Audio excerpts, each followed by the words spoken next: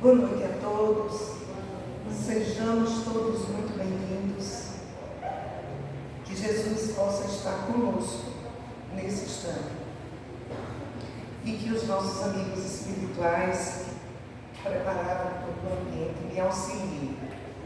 Eu adoro conversar, mas na hora da palestra, até dor de barriga hoje eu já vi. Parece mentira, né, Tereza? Não parece mentira, mas é assim.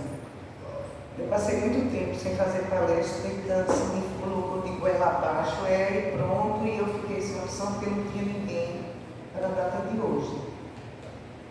Mas eu conto com a energia boa de vocês, meus irmãos. Então, o que eu estudei para que a gente conversasse, o que eu saí sintetizando diante de tudo que li, eu fiquei uns dias sem saber qual o tema que eu poderia trazer para hoje.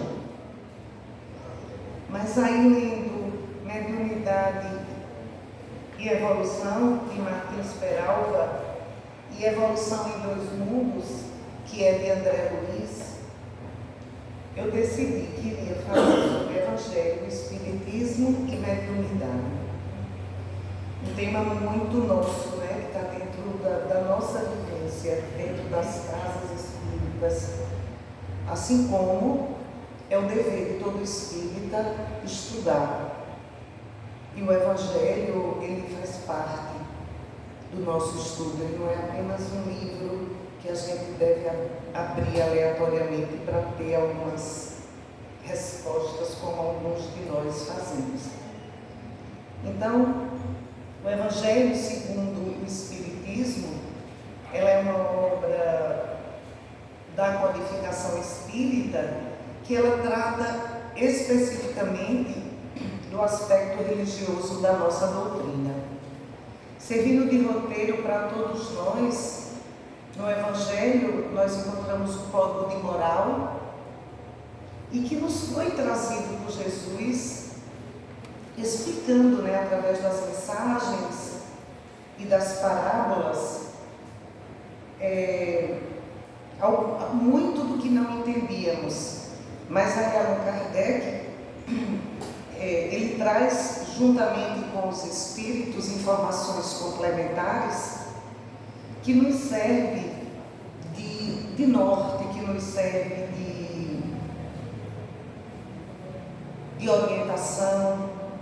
E lá dentro do Evangelho, nos comentários dos Espíritos, nós vamos encontrar nomes conhecidos por nós e muito conhecidos na Igreja Católica, como tidos santos do catolicismo. E aí a gente tem Santo Agostinho, com mensagens belíssimas no Evangelho, o apóstolo Paulo, que foi lido agora uma mensagem que está dentro do capítulo 15, no item 10, onde fala: fora da caridade não há salvação.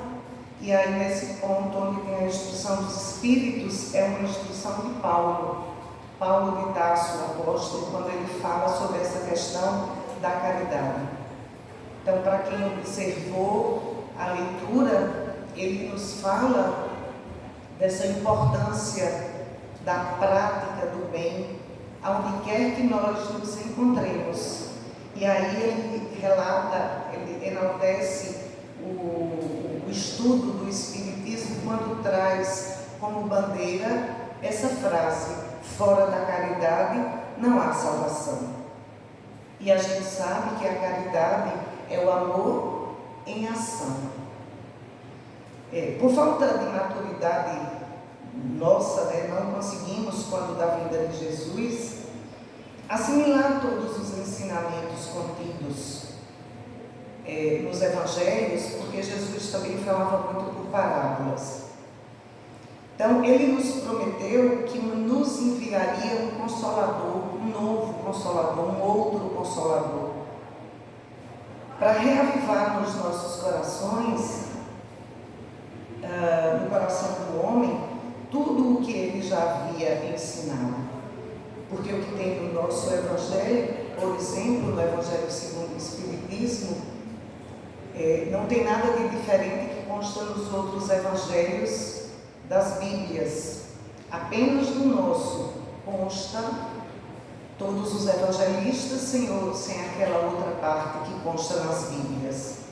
Então, através do Evangelho segundo o Espiritismo, que aclara, muitos dos textos que nos pareciam difíceis de entendimento, de compreensão, de interpretação, nós encontramos a oportunidade de aprender o que não foi possível há 2 milênios atrás.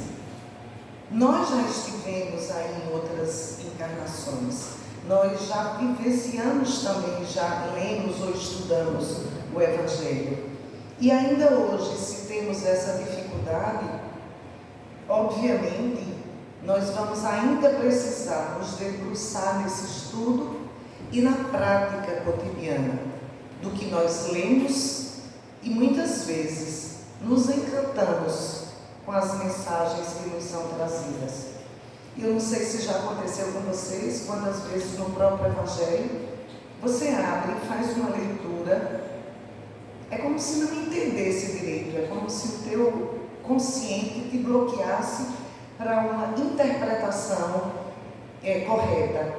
Em um outro momento, você lê o mesmo ponto e você já tem um outro significado, você já encontra um outro sentido, ou você consegue verdadeiramente entender aquela mensagem. Aí você diz, meu Deus, eu já li, não só foi uma vez esse ponto, e só agora eu consigo entender. Isso já aconteceu com algum de vocês? Então, segundo Allan Kardec, em O Evangelho segundo o Espiritismo, podemos ler que o Espiritismo ele é entendido como sendo o Consolador prometido por Jesus, por chamar os homens à observância e à prática das leis, ensinando todas as coisas, fazendo a gente compreender o que o Cristo só nos disse por parábolas. E o Evangelho ele nos traz também conforto, o Evangelho ele nos traz diretrizes, orientações, que muitas vezes nos enriquecem o saber e que nos conduz a alguma mudança ou a alguma reflexão daquele ponto. Às vezes a gente abre o Evangelho, lê uma determinada mensagem e diz, foi para mim, eu precisava ouvir aquilo. Porque de alguma forma vivenciamos aquela situação em que o Evangelho nos traz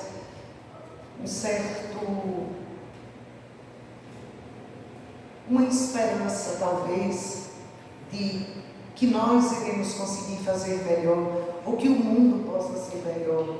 Agora, quando a gente pensa em um mundo ser melhor, a gente precisa se colocar como parte integrante dessa construção de um mundo melhor. Então, essa mudança ela tem que acontecer primeiro comigo, para que depois eu possa, sim, fazer parte da mudança desse mundo, para que eu possa ser um instrumento de mudança de um mundo melhor. Essa mensagem de Paulo de Tarso, ela é muito bonita quando ela fala que através da caridade nós nos elevamos. E a gente sabe quantas vezes em atos pequenos que praticamos e que passam a ter um significado e um sentido muito grande para a gente. Quantas vezes uma pequena ação nossa na vida de alguém consegue transformar a vida daquela pessoa. Às vezes apenas uma palavra, porque a caridade ela não é apenas a material. Nós temos a caridade que a gente pode fazer através da nossa escuta, através do nosso abraço, através da nossa compreensão, do nosso carinho, do nosso respeito, através do nosso acolhimento. O outro, às vezes, não precisa de nada que não seja alguém que o escute. E quantas vezes nós precisamos apenas disso? Quantas vezes damos um abraço em alguém ou recebemos um abraço de alguém e somos resetados? Comigo acontece com frequência. e acredito que com vocês também. Então, quando a gente fala, e o apóstolo Paulo fala, e o Espiritismo enaltece essa questão da caridade, é porque é o caminho que vai nos conduzir com mais facilidade ao encontro dos bons espíritos e, consequentemente, no futuro, até Jesus. O Espiritismo, a doutrina codificada por Kardec, ela apresenta 3 pilares: científico, filosófico e religioso. Então, o Espiritismo, ele é ciência porque estuda, à luz da razão de pesquisas específicas, os fenômenos mediúnicos, isto é, os fenômenos provocados pelos espíritos e que são naturais. Não há nada de sobrenatural. Não existe o sobrenatural nas manifestações espíritas. Todos os fenômenos, mesmo os mais estranhos, eles têm explicação científica. Sintetizando Kardec dentro dessa questão da ciência, Kardec afirma: o Espiritismo é uma ciência que trata da natureza, da origem e do destino dos espíritos e das suas relações com o mundo corpóreo. Isso não é novidade para nenhum de nós espíritas. E é filosofia porque dá uma coerente e exata interpretação da vida. Toda filosofia, ela gera uma ética. E a sua força, ela está na sua filosofia, no apelo que dirige a razão ao bom senso, que muitas vezes nos falta o bom senso e a razão diante de algumas situações que nos colocamos. E como filosofia, o Espiritismo compreende todas as consequências morais que decorrem das relações que se estabelecem entre nós e os espíritos. Eu não trouxe, olhando lá o Aurélio, o que fala-se em moral, mas nós sabemos de uma síntese que a moral está muito voltada à cultura de um povo daquela época. E quando aqui se fala das consequências e decorrências da moral e dessas relações estabelecidas entre os espíritos desencarnados com os espíritos encarnados, nós sabemos que a moral, ela faz-se necessária, porque somos energia e nós atraímos os nossos afins. Então, quais companhias estamos buscando? E dentro da nossa moral e dentro da nossa ética, nós vamos saber que tipo de amigos desencarnados estão conosco. Exemplificando a ética, como fala aí nessa questão da filosofia, a ética é uma obediência do que não é obrigatório, mas ela é boa, é bom, é justo e coloca o coletivo sobre o individual.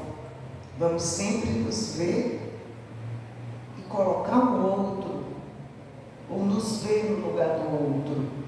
Ética é um dos poucos valores universais. Ou você é ético aqui na China, nos Estados Unidos, lá nas fotos do Instagram, ou você não é em lugar nenhum. Não é porque você está em um país que não se pode jogar nada, o lixo na rua, e quando você chega no seu país, você joga tudo que está na sua mão no meio da rua. Então, quando somos éticos, nós seremos aonde quer que estejamos. Ética, ela é obediência ao que não é obrigatório, mas você sabe que é certo e que precisa ser feito. Você sabe que é bom e que é justo, e você faz de forma natural. Quanto maior é o número de leis, menor é a ética desse povo. E nós vivemos em um país onde somos sobrecarregados de leis. Mas é porque se nós fôssemos éticos, se esse povo fosse ético e vivesse a ética em sua essência, não precisávamos de tantas leis e de tantas punições. Concordam comigo? Se fizéssemos o que é bom, o que é certo, o que é justo, não precisávamos de tantas leis regularizando tantas coisas no nosso país e, consequentemente, as punições que vêm em virtude dessas leis. O Espiritismo é religião porque ele tem por fim a transformação moral do homem, retomando os ensinamentos de Jesus Cristo para que sejam aplicados na vida diária de cada pessoa. Revive o cristianismo na sua verdadeira expressão de amor e de caridade. A gente sempre vai girar em vários pontos do Evangelho, mas a gente sempre vai estar sintetizando, querendo ser obediente a Jesus, essa questão da prática do bem, do amor e da caridade. É uma reforma que precisamos fazer urgente, ela se faz necessária, porque enquanto não conseguirmos, teremos ainda várias reencarnações. E será que quando retornarmos, viremos para um planeta como o planeta Terra? Esse está passando por um processo de regeneração, mas ainda vivenciamos as provas e as expiações. Será que quando retornarmos, vamos retornar ainda para o planeta de provas e expiações, ou iremos para o próximo passo, o planeta, o mundo de regeneração? Segundo Emmanuel, ele diz que a ciência, a filosofia e a religião constituem um triângulo sublime, sobre o qual a doutrina espírita assenta as próprias bases, preparando a humanidade do presente para a vitória do amor. Então, vê o que Emmanuel está dizendo, que a ciência, a filosofia e a religião, ele é um triângulo sublime que nos conduz, que nos impulsiona, que nos ensina, que nos eleva, que dá cada sacolejada na gente. Às vezes a gente está no primeiro degrau, sem coragem de subir o degrau seguinte, e a gente acaba sendo impulsionado, porque o nosso caminho é esse, é seguirmos em direção ao amor. Enquanto a gente for econômica nos nossos sentimentos, enquanto a gente amar apenas a nós e aos nossos consanguíneos, ainda não estamos vivendo o Evangelho de Jesus. Allan Kardec, ele diz que a proposta de aliar a religião com a ciência é altamente inovadora e abre um novo caminho para a conexão humana com o divino. Desta vez, sem negar os avanços científicos, muito pelo contrário, deixando claro que é a segunda que deve ser o norte. E no livro A Gênese, Allan Kardec fala que o Espiritismo, marchando com o progresso, jamais será ultrapassado, porque se novas descobertas demonstram estar em erro sobre um certo ponto, ele se modificaria sobre esse ponto. Se uma nova verdade se revelar, ele a aceitará. E a gente vê quanta sabedoria de Kardec, e a gente vai ver mais na frente como a gente caminha em parceria com a ciência. E quando ele fala lá na Gênese que se a ciência provar que aquele ponto que ele codificou, que ele estudou, que ele se debruçou para entender, Se a ciência provar que aquilo não é daquela forma e que ela se modificou, ele vai ficar com a modificação que a ciência comprova. E de lá para cá nós já vimos muitos avanços da ciência com relação ao Espiritismo. É interessante que eu já tinha concluído tudo e eu estava estudando essas escritas que eu fiz. E aí eu vim para casa do trabalho, e é a hora do Brasil, geralmente 7h15, 7h30, estou indo para casa, e aí a ministra da Ciência e Tecnologia e Inovação, Luciana Santos, ela falando lá sobre essa questão da inteligência artificial, e ela conclui a fala dela dizendo: a ciência explica e prova os fenômenos. E obviamente eu trouxe para nós os fenômenos espíritas, o que Kardec sempre dizia lá para trás, que a ciência explica e prova, e o Espiritismo nos mostra essas verdades, e temos provas cabais da vida após a morte, da existência desse Espírito, que apenas a matéria se desfaz, apenas a matéria acaba, morre, o Espírito vive, que o Espírito é eterno.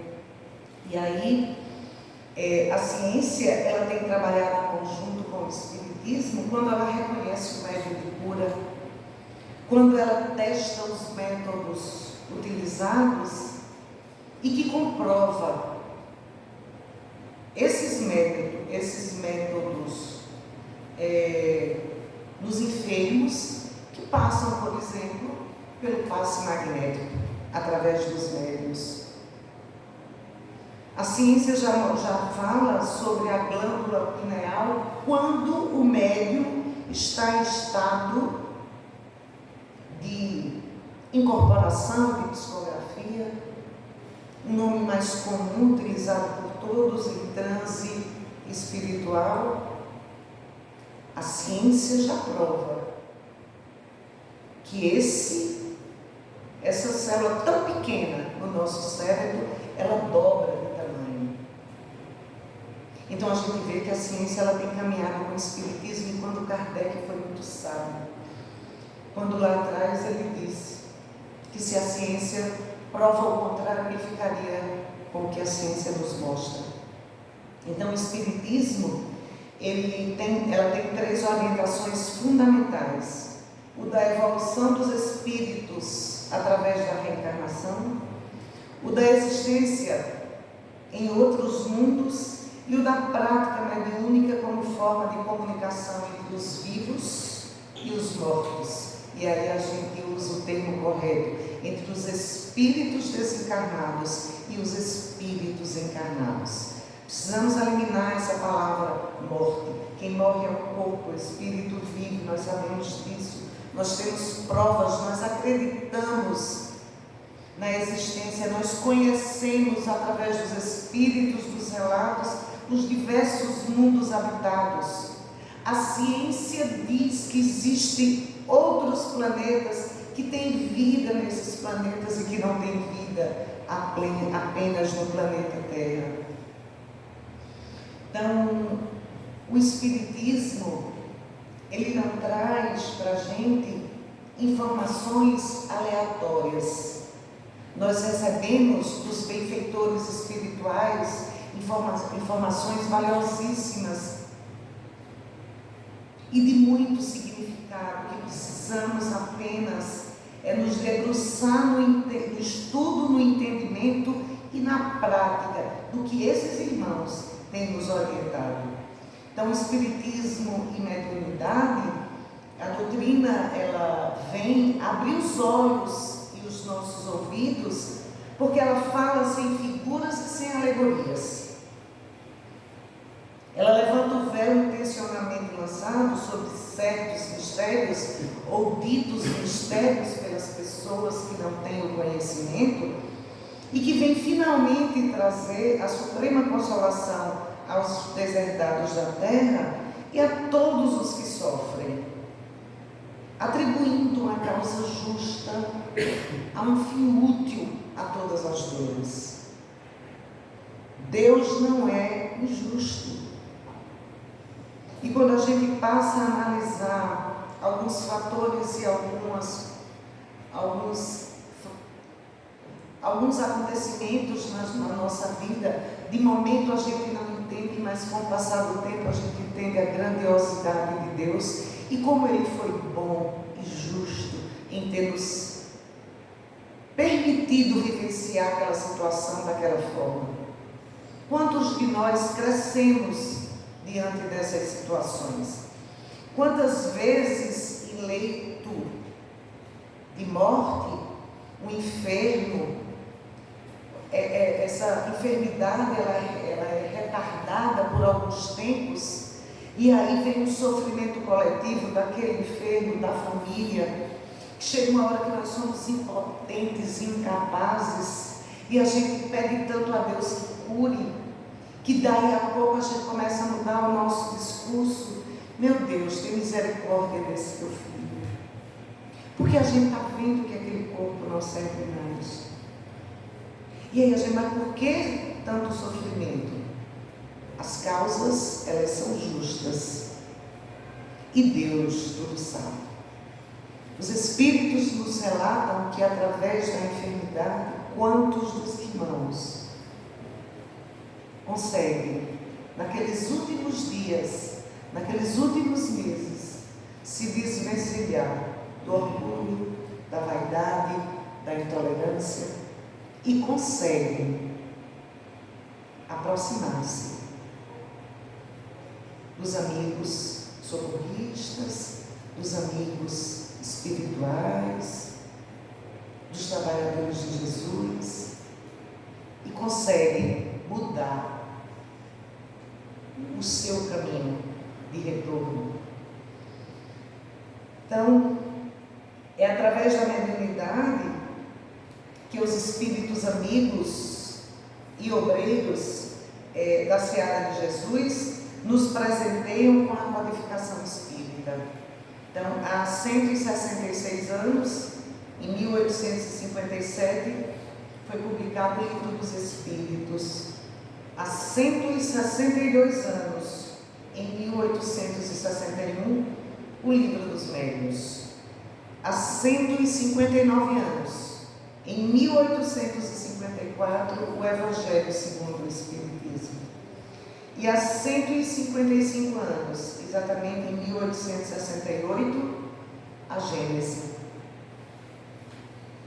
E até hoje, os livros que nos foram entregues pelos benfeitores espirituais, eles vêm a confirmar a fala de Allan Kardec quando ele nos fala sobre a ciência com novas verdades, sobre o Consolador prometido. Muitos títulos disponíveis na literatura espírita por diversos espíritos, eles trazem conhecimentos complementares a esses livros da codificação, onde Kardec levou muito tempo no seu estudo, dedicando sua vida a codificar de forma séria e estruturada o que nós hoje temos como os livros da codificação, como a base do Espiritismo. E aí, em 1932, exatamente 91 anos, Chico Xavier psicografa o primeiro livro, que é Parnasmo Além Túmulo. Ele é um livro de poesia atribuído a vários poetas brasileiros, considerados parnasianos. E eu sempre ouvia esse nome, essa palavra parnasiano, e eu não entendia o que era. Eu não sabia o seu significado. E aí eu fui buscar. Acredito que todos vocês sabem, mas eu vou ler. Então, parnasiano é um nome dado na França a um grupo de poetas que se distinguiam pelo esmero na forma, levado muitas vezes ao excesso naquela criação. Quem sabe Sebastião em outra vida na poesia, não era Bastião? Tu não era um parnasiano? Então, Emmanuel, André Luiz, Humberto de Campos, Irmão X, entre outros espíritos, que se eu for citar eu vou recorrer ao erro, no esquecimento. Quantas obras foram entregues para a gente através de Chico Xavier, Joana de Ângeles através de Divaldo Franco, quantas vieram complementar os livros da codificação com diversos temas e situações nos diversos mundos habitados pelos espíritos, e que nos traz como complementação do que a gente vê na Gênese, no livro dos Médios, no livro dos Espíritos. Quando a gente fala no livro dos Médios, esse livro Evolução em Dois Mundos, por André Luiz. André Luiz, ele fala do processo dele de chegada no mundo do espiritual, e aí ele passa a acompanhar um certo irmão que ele vai para conhecer como acontecem aqueles trabalhos, porque ele já estava programado a psicografar aqui para a gente, para trazer essas vivências do mundo dos espíritos para nós. E aqui ele relata, por exemplo, como acontece uma reunião mediúnica. E aí isso aqui tem várias, vale muito a pena os médios fazerem leitura desse livro, para ver quando a gente fala aqui que o trabalho ele tem uma dimensão muito grande, que o trabalho acontece muito antes de nós encarnados chegarmos à casa espírita. E ele nos mostra, André Luiz, ele nos mostra todo esse trabalho acontecendo, toda essa preparação. Então ele estava como se em um laboratório para aprender e trazer para a gente esses ensinamentos. Então perceba que quando a gente fala do Consolador Prometido, esses diversos temas que temos dentro da doutrina espírita, trazido por espíritos muito sérios, eles servem de complemento. Então, se eu sou médium, estou estudando o livro dos médios, ler Evolução em Dois Mundos, já vai me trazer uma noção diferente de como o trabalho realmente acontece entre nós, espíritos encarnados e desencarnados, porque o trabalho acontece nos dois planos, né? Então, as mensagens que elas nos são trazidas, os ensinamentos, elas vêm chegando conforme o planeta evolui, conforme os seres habitantes desse planeta vão tendo compreensão.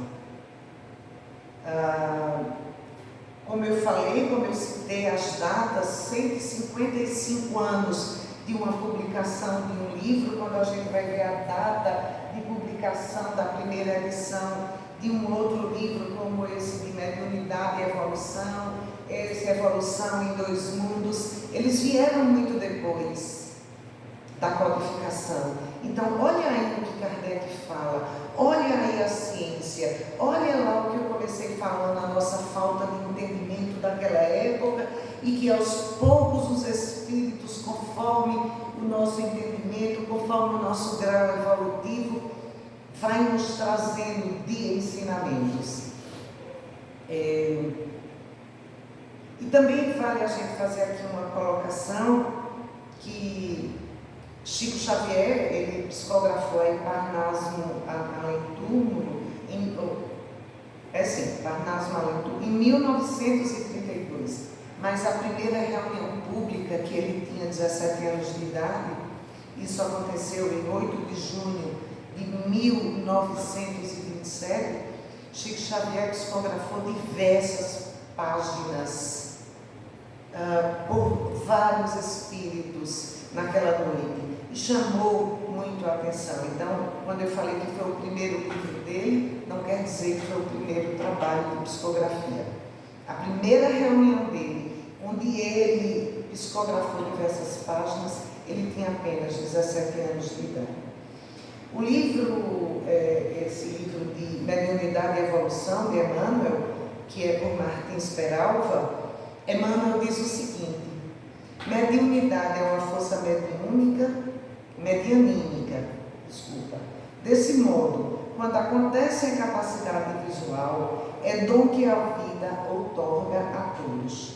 Kardec fala o seguinte: todo aquele que sente em grau qualquer a influência dos espíritos é por este fato médium.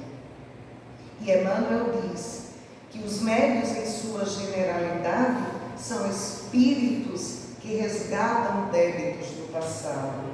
Olha aí, ser médium não é mérito para ninguém, é trabalho. Mediunidade, André Luiz diz que mediunidade é talento comum a todos. E André Luiz, ele diz que o médium é alguém observado e aproveitado pelos espíritos desencarnados, com os quais se afinam. Volto aí o que falei há pouco. Somos energias, emitimos ondas.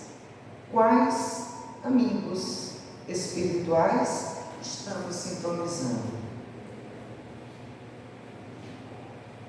Amigos ou inimigos? Espíritos amigos ou espíritos perturbados, iguais a nós, e que muitas vezes nos dirigimos a eles como obsessores? Vamos entender que fomos nós que sintonizamos. Se tivéssemos em uma sintonia mais elevada, iríamos sintonizar espíritos calmos, sábios, que trariam para nós paz, calmaria, luz, harmonia, sabedoria. Nós temos um médium de psicografia, de psicofonia, de efeitos físicos, de cura. Temos os videntes, os sonâmbulos, os audientes, os sensitivos, entre outros. Em qual desses você se encontra? Porque Kardec lá, que quando eu comecei, ele diz, né, que todos somos médiuns. Muitas vezes em baixa frequência. Em outras, nós vamos aqui ver mais para frente, com a mediunidade bem aprendida. Então, a mediunidade é o meio de comunicação entre o mundo espiritual e o mundo físico, de forma natural e simples. Nada de anormal ou de sobrenatural. Onde acontece a convivência e o intercâmbio de espíritos. Somos espíritos em comunicação com outros espíritos. Simples. Não somos loucos, não somos desajustados. Não precisamos ir a psiquiatras, a psicólogos e tomar medicamentos e ficarmos dopados. Somos apenas canais de comunicação. Simples. E a mediunidade, ela é um meio de comunicação que pode ser valiosíssima para todos nós. E aí a gente traz as psicografias de toda a codificação e de toda a literatura espírita. Sobre o ponto de vista do mecanismo da comunicação, a mediunidade em si não depende do fator moral. Será? A mediunidade em si, ela não depende do fator moral.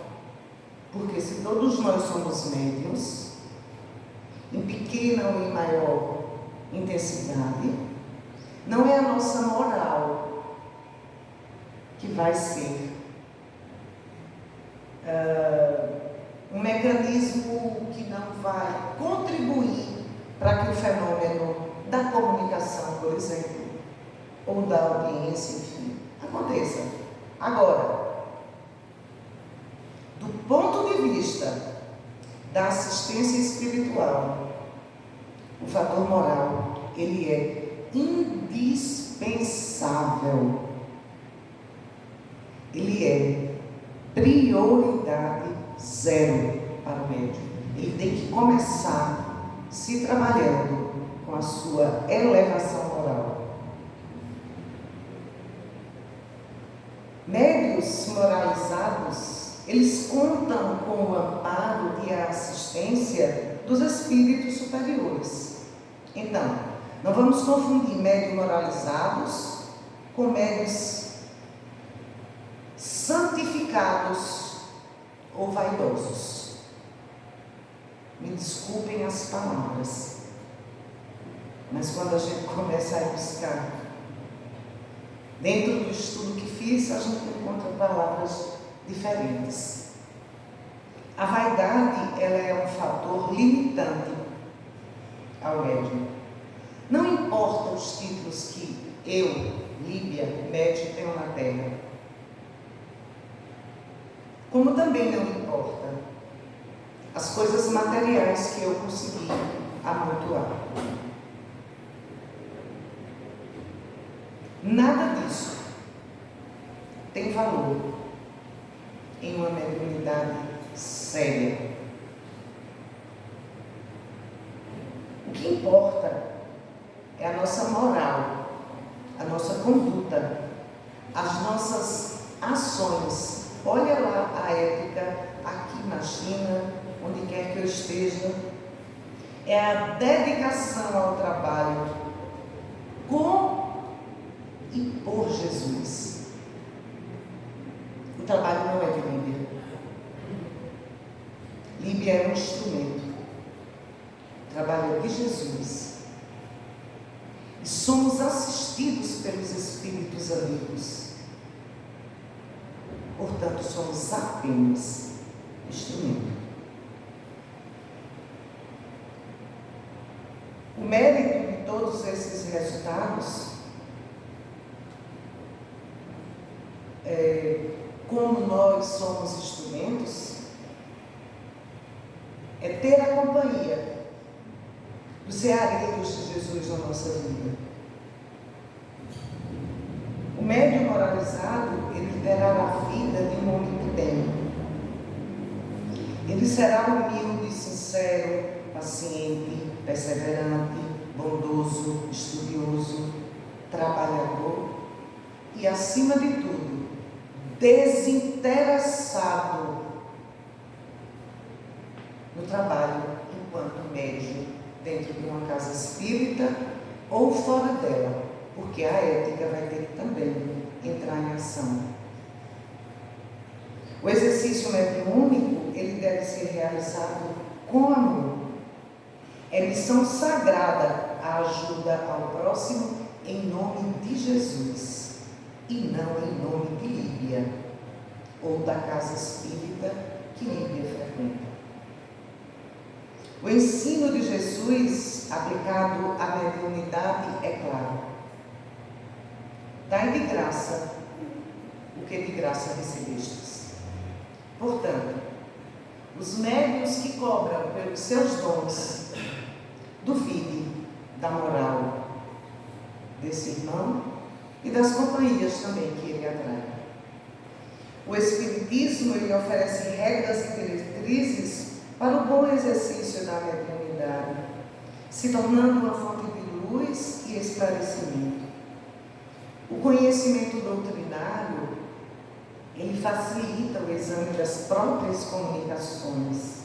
O médium, ele com conhecimento da doutrina, ele é capaz de doutrinar o espírito, da faculdade mediúnica, para não caminhar sem o norte, de forma desequilibrada. As tarefas mediúnicas, elas pedem assiduidade, pontualidade, fidelidade a Jesus, amor ao próximo, conhecimento e trabalho. Não é um parque de diversão, onde iremos presenciar as comunicações ou os fenômenos acontecendo dentro da casa espírita ou dentro de um lar de um irmão, necessitado muitas vezes. Existe todo um preparo prévio pelos espíritos socorristas ao trabalho mediúnico. Ao trabalho do passe, por exemplo, essa casa ela foi toda preparada para receber a cada um de nós. A sala do passe ela foi preparada pelos espíritos ceareiros de Jesus, trabalhadores desta casa, para preparar e capacitar os médios a distribuir as energias para nós que vamos receber. O trabalho não acontece de forma aleatória porque os médios da casa querem. O conhecimento e a prática do Evangelho e da doutrina dos Espíritos conscientizam o médio quanto à missão de amor pela oportunidade do intercâmbio do plano espiritual. Mediunismo sem Evangelho é fenômeno sem amor. A gente vai encontrar nesse livro. Mediunidade e evolução. Mediunismo sem doutrina espírita e fenômeno sem esclarecimento. Mediunismo sem doutrina espírita é fenômeno sem esclarecimento. E mediunismo com evangelho e espiritismo é garantia de vitória espiritual, de valorização dos talentos divinos. É imprescindível a trilogia Evangelho, Espiritismo e Mediunidade. No livro O Consolador, Emmanuel, por Chico Xavier, Emmanuel diz o seguinte, na pergunta 392. Pode contar o médium de maneira absoluta com os seus guias espirituais dispensando os estudos? E a resposta: os mentores de um médium, por mais delicados e evoluídos, não lhes poderão tolher a vontade e nem lhes afastar o coração das lutas indispensáveis da vida, em cujos benefícios todos os homens resgatam o passado delituoso e obscuro, conquistando méritos novos. O médium tem a obrigação de estudar muito, observar intensamente e trabalhar em todos os instantes pela sua iluminação própria. Somente desse modo poderá habitar-se para o desempenho da tarefa que lhe foi confiada, cooperando eficazmente com os espíritos sinceros e devotados ao bem e à verdade. Se um médium espera muito dos seus guias, é lícito que os seus guias, os seus mentores espirituais, esperem muito e esforço desse médium. E como todo progresso humano, para ser continuado, não pode prescindir de suas bases já edificadas no espaço e no tempo, o médium deve entregar-se ao estudo sempre que possível, criando o hábito de conviver com o espírito luminoso e benéficos dos instrutores da humanidade sob a égide de Jesus, sempre vivos no mundo, através dos seus livros e das suas exemplificações. O costume de tudo aguardar de um guia pode transformar-se em vício detestável, infirmando as possibilidades mais preciosas da alma. Chegando-se a esse desvirtuamento, atinge-se o declive das manifestações e das extravagâncias doutrinárias, tornando-se um médium preguiçoso e leviano, responsável pelo desvio da sua tarefa sagrada. Isso aqui eu fiz questão de copiar a pergunta 392 do livro O Consolador. Quem tiver e quiser buscar mais sobre o tema, onde Emmanuel discorre sobre esse ponto que fala sobre a mediunidade. Então, que fique claro para a gente que a gente não tem que procurar os espíritos em tudo que a gente vai fazer. Vou para uma entrevista de trabalho, preciso consultar o meu guia para saber se vai dar certo ou não, se eu aceito ou não. Vou fazer vestibular, preciso saber se eu vou passar ou não. A mulher ou o marido está me traindo ou não. E a gente quantas vezes conhece pessoas que buscam lugares onde se paga para fazer algumas coisas, para que a gente também tenha o que a gente quer. Essa mensagem aí do livro Consolador nos traz como alerta. Então vamos seguir a nossa vida seguindo os exemplos de Jesus, buscando o entendimento e o estudo do Evangelho, do Espiritismo, da mediunidade para quem é médium, e buscando melhorar-se a cada dia. Então o médium que chega a uma casa espírita com mediunidade desajustada, a mediunidade que está ali eclodindo, inseguro, ele não deve frequentar uma reunião mediúnica.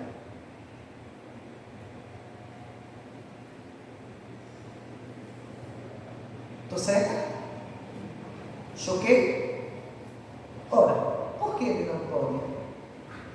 Porque ele precisa. Muitas vezes o médium chega, eu preciso ir para a mediúnica, porque eu preciso desenvolver a minha mediunidade. Então, voltando ao conhecimento, Evangelho, Espiritismo e mediunidade, o estudo ele se faz necessário, assim como participar dos trabalhos da casa espírita. Tem trabalhos que nem aparecem, como a limpeza, a lavagem dos banheiros, a lavagem das vidraças de Rafael, a entrega da mensagem, o acolhimento ao irmão que chega à nossa casa, o trabalho da distribuição de mensagens, como já falei, a campanha do quilo, o trabalho assistencial da casa, a evangelização infantil. Então, o que a gente precisa lembrar é que nós vamos sempre atrair os espíritos que encontram sintonia em nós. Necessariamente não são os obsessores como costumamos. E será através do trabalho com Jesus que iremos melhorar a nossa energia e vamos vibrar em ondas energéticas que atrairá espíritos obreiros da seara do bem e do amor. Então não precisamos, nós médiuns, de nomes renomados. Já imaginou terminar a reunião agora, a prece final do dia fez, e aí vocês identificaram que aquela prece quem fez foi Chico Xavier? Olha como é o alvoroço na rua. Aí Márcia descobre que o mentor dela é André Luiz, Tereza Gondim, que o dela é Emmanuel, e Rafael, que é Joana de Ângeles, o guia dele. Olha, a casa espírita Gélia vive lotada, porque as pessoas gostam de nomes. E nós precisamos entender que o trabalho de Jesus pode ter João, Maria, Antônio, José, pode não ter nome. E quando temos o conhecimento do Evangelho, da doutrina espírita e de como acontece a nossa mediunidade e como os fenômenos acontecem, nós vamos buscar a moral daquela mensagem, o conteúdo daquela mensagem. Não importa o nome. Não busquemos apenas nos destacar como médiuns, tendo como mentor espíritos conhecidos a nível nacional, André Luiz, Xavier, Emmanuel, Leão Denis, qualquer João que vier, considere o conteúdo da mensagem, considere a necessidade de João e vamos buscar assistir conforme nós somos capazes. E se estamos preparados para tal, com Jesus, nós iremos conseguir. Eu agradeço pela paciência. Como eu disse, eu Adoro conversar, mas na hora de fazer uso da palavra, mexe muito comigo. Porque o que a gente estuda, muitas vezes a gente se coloca no ponto de, e eu? Que moral eu tenho de fazer uso da palavra? Se eu ainda preciso também evoluir. Mas cada estudo desse que a gente faz, se debruça para ler, reler, para trazer para vocês, para mim, me serve de um degrau. Então, obrigada por me proporcionar de subir mais um degrau e me fazer ver que sem Jesus eu não iria a lugar nenhum. Boa noite.